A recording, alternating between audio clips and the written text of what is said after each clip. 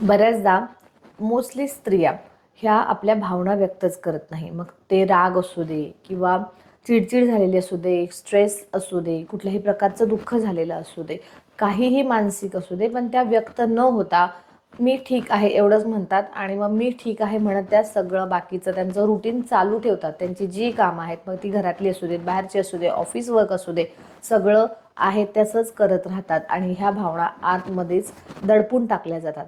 आणि मग ह्या भावनांचं काय होतं, तर ह्या ज्या मनात साठवलेल्या भावना आहेत, दाबलेल्या भावना आहेत, त्या शरीर कुठल्या ना कुठल्या आजाराच्या मार्फत व्यक्त करतं किंवा तशा मार्फत त्या व्यक्त होतात त्या भावना आणि मग तुमच्या शरीरामध्ये कुठले ना कुठले आजार दिसू लागतात. जसं की बऱ्याचदा हॉर्मोनल इम्बॅलन्सेस दिसतात. मग त्याच्यामध्ये थायरॉइड इम्बॅलन्स असू दे किंवा PCOD PCOS सारखी लक्षणं असतील किंवा डायबिटीजसुद्धा असू शकतो. तर अशा प्रकारे व्यक्त होतं किंवा मग डायजेशनशी रिलेटेड इश्यूज होतात. पोटात वारंवार दुखणं, पचन न होणं, बद्धकोष्ठता, असे कुठले ना कुठले त्रास किंवा मग हायपर ॲसिडिटी, GIT सुद्धा, गॅस्ट्रायटिस सुद्धा होऊ शकतो.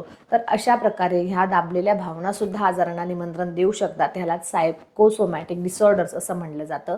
म्हणजे जेव्हा मन आणि शरीर यांचा जो संबंध आहे त्यातून उद्भवणारे असे हे आजार निर्माण होऊ शकतात. आणि म्हणूनच तुमच्या भावना ह्या दाबून ठेवू नका, त्या व्यक्त करा, त्या शरीरातून बाहेर जाऊ देत, त्यांचा निचरा होऊ दे, म्हणजे त्या साठून राहणार नाहीत आणि त्या सतत साठल्यामुळे सुद्धा कुठले आजार निर्माण होणार नाहीत.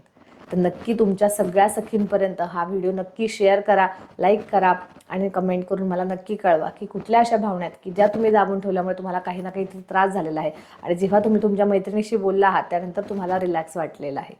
चला, पुन्हा भेटूया पुढच्या व्हिडिओमध्ये. तोपर्यंत धन्यवाद.